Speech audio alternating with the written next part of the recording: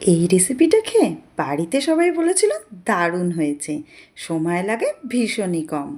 কড়াইতে দিয়ে দিলাম সর্ষের তেল। সর্ষের তেলেই আমি রান্নাটা করব।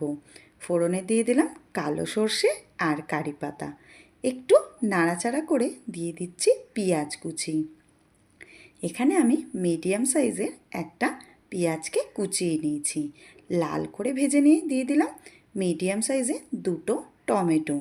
টমেটোটা ততক্ষণ পর্যন্ত নাড়াচাড়া করব যতক্ষণ না পর্যন্ত টমেটোটা গলে আসছে। টমেটো দেখুন অনেকটাই গলে এসেছে। এই সময় একটা মশলা তৈরি করে নিচ্ছি। আদা রসুনের পেস্ট, হলুদের গুঁড়ো, লঙ্কার গুঁড়ো, পরিমাণ মতন লবণ আর 2 চামচ জল। ভালো করে গুলে নিলাম সব মশলাগুলোকে একসাথে।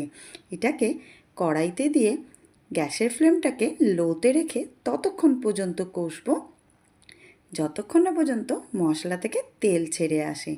মশলার বাটিতে একটু জল নিয়ে সেটাও মশলাতে অ্যাড করে দিলাম। মশলাটা দেখুন খুব ভালো করে কষানো আমার হয়ে এসেছে। একদম শুকনো শুকনো হয়ে গেছে আর উপর থেকে তেল ছেড়ে এসেছে। এই সময় গ্রেভি তৈরি করার জন্য দিয়ে দিলাম 1/2 কাপ জল।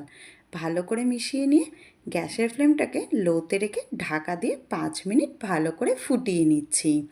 এখানে দেখুন খুব সুন্দরভাবে গ্রেভিটা ফুটে উঠেছে।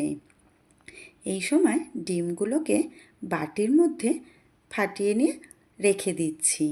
এখানে আমি 3টে ডিমের ব্যবহার করেছি। ব্যাস একটা করে ডিম ভেঙেছি আর গ্রেভির মধ্যে অ্যাড করেছি। দেখুন কি সুন্দর দেখতে লাগছে না? অবশ্যই কিন্তু গ্যাসের ফ্লেমটাকে লোতেই রাখবেন। এবারে আমি ঢাকা দিয়ে 5 মিনিট ভালো করে ফুটিয়ে নিলাম। দেখুন কি সুন্দর ডিমগুলো সিদ্ধ হয়ে গেছে, একটাও কিন্তু একটার সাথে লাগেনি। তাই বললাম না সময় লাগে ভীষণই কম। এবারে নিয়ে নিয়েছি 4টে কাঁচা লঙ্কা, মধ্যিখান দিয়ে চিড়ে নিলাম। সেটাকেও আমি গ্রেভির মধ্যে দিয়ে দেবো গার্নিশিংয়ের জন্য। আর গন্ধটাও কিন্তু ভীষণ ভালো হয়। ওপর দিয়ে দিয়ে দিলাম ফ্রেশ ধনেপাতা। ব্যাস একদম তৈরি। গ্যাসের ফ্লেমটাকে বন্ধ করে সার্ভ করে নিচ্ছি। গরম ভাত, রুটি সবের সাথে খেতেই ভীষণ ভালো লাগে। রেসিপিটা যদি ভালো লাগে কমেন্টে আমাকে অবশ্যই জানাবেন। ধন্যবাদ।